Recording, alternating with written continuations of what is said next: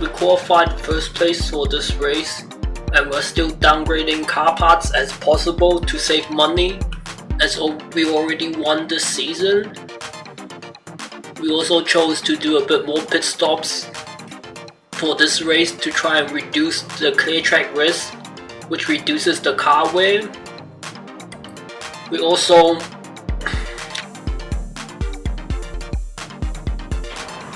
continued to use a conservative strategy to make sure we make it to the end without big mistakes, or we'll lose a lot of revenue by finishing in a pole position.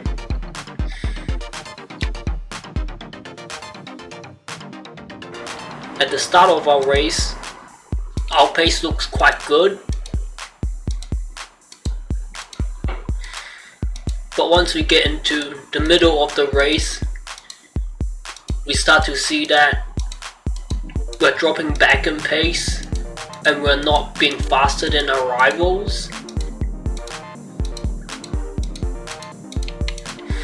You can also see that our rivals, they have a bad tire before they pit, so potentially they are using the super soft tires, and we were somewhat a bit slow in the last few laps, and we dropped back a lot of pace, about 10 seconds near the end of the race. You can see on lap 14, Marges with the same strategy as us has a bad tire and it's worn out,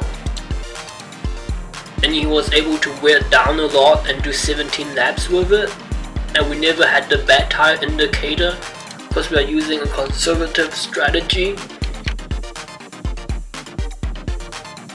Initially I thought that we're gonna get the best lap, but at the end of the race Marges set a very quick best lap. Before that, the best lap was similar if not a bit slower than ours. We can see that we ranked top 200 out of everyone in the same class, and that is normally good enough to get first place for our group, but this time we only got second. But if we look at some of our other rivals, their group has even more competition and it's ridiculous. You can see some of them at the same top 200 or so, that only got them a 6th place finish, and we see a lot of people with a 3rd and 5th place finish. Only up to the top 150 then it's 2nd or 1st place. If we look at our group ranking, obviously we are still much quicker than our teammates. If we look at the race summary, our driver didn't make any mistakes.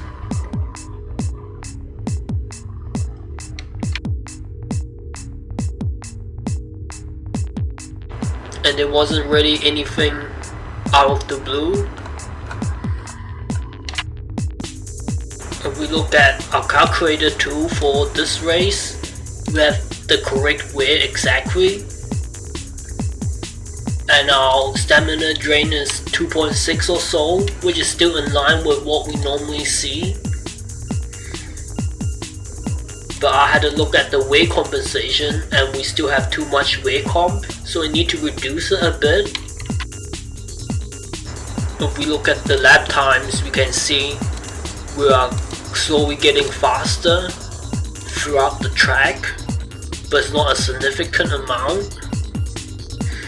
Normally if the wear compensation is off by a lot, then we can see a drop aggressively, but for the first 2 half it's still relatively similar time, and only for the last half then our track time got quicker and quicker.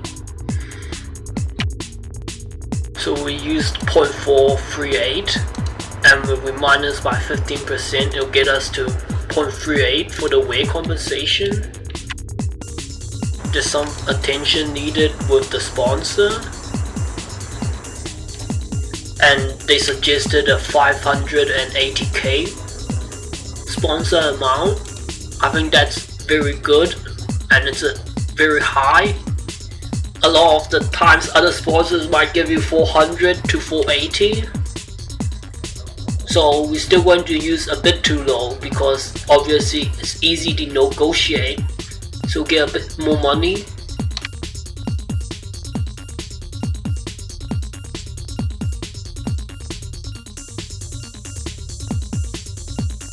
And our progress is very good, 72%, and we're nearly done with our negotiations.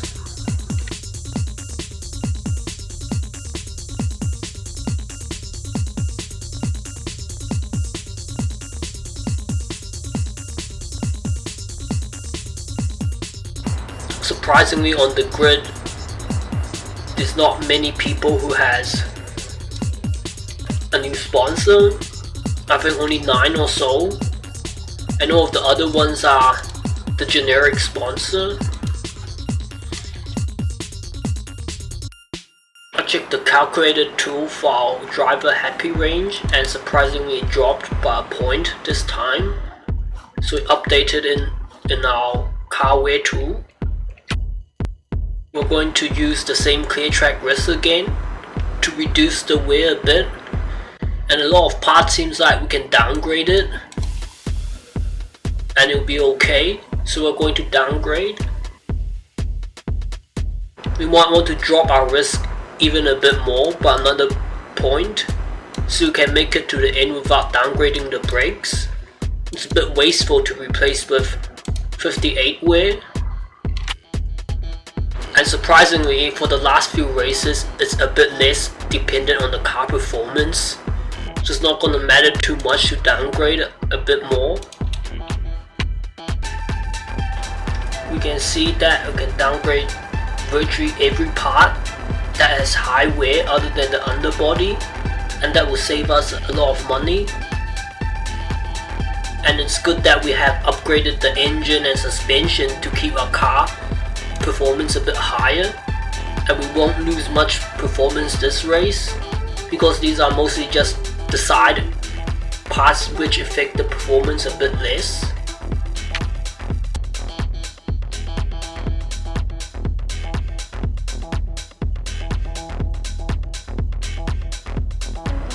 There's virtually minimal impact on our car performance.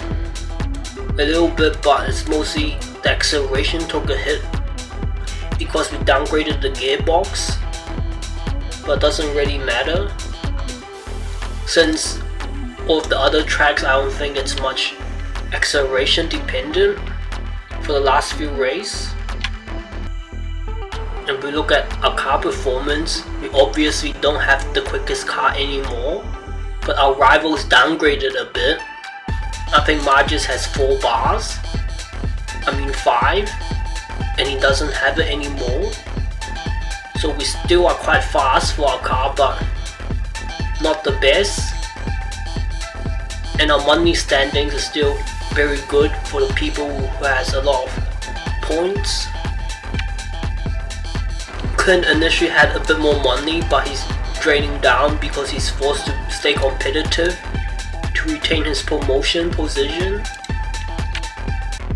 If we look at the race we did, Marges had 4 car level, and after the race it seems like our car level is still similar, and our qualifying time was top 200 or so out of 2,500 qualified, and we're able to get pole because our Q1 in rain was a bit quicker than all of our rivals, and combined it was about a 1 second advantage. You can see our car parts are all within spec now. We copy the wear into our calculator tool.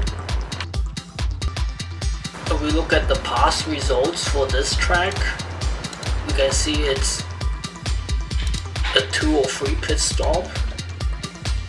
And if we look at the track characteristics, the calculator tool suggests we should do a 3 pit stop.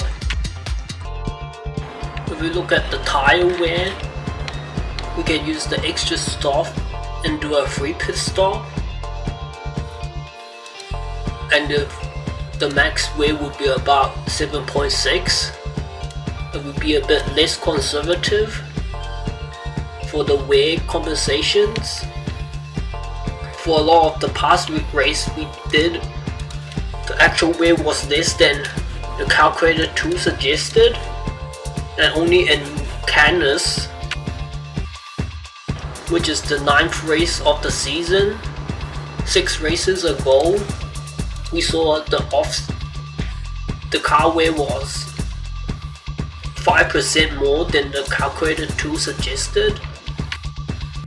But a problem with the higher weight is that our car tires may puncture, so that's the last thing we would want.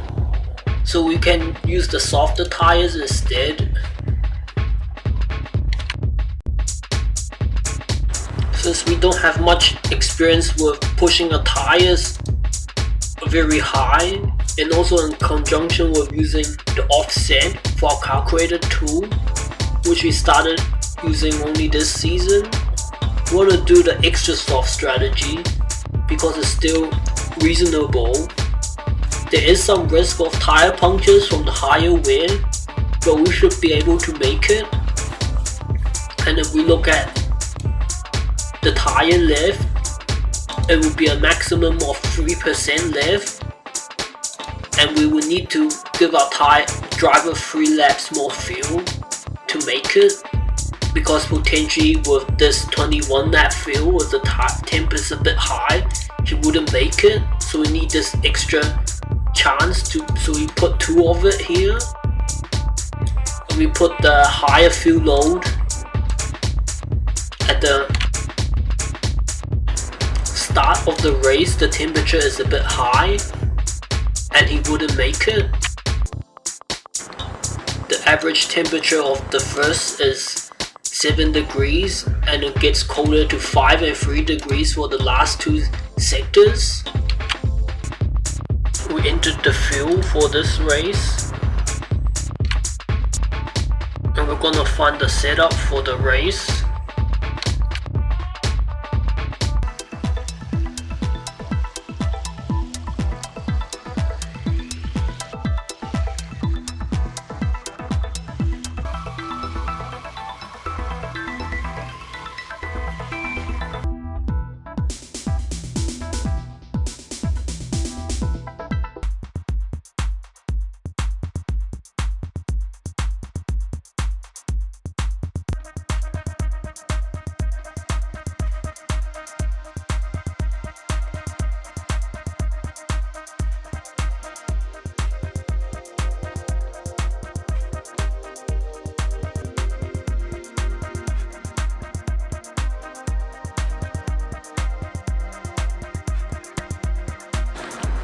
For the 6th stint compared to 7th, we minus by 100 points.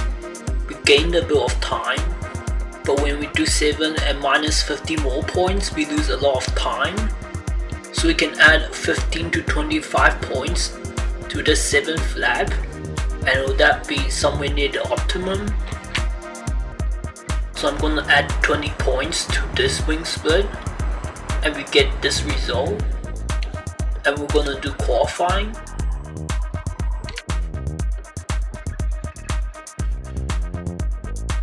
Surprisingly, with all of the downgrades, we still got first place, but our driver qualified very well, about a 0.4 seconds slower than the net time. We entered the setup for Q2, and we entered the fuel required to do the 20 laps.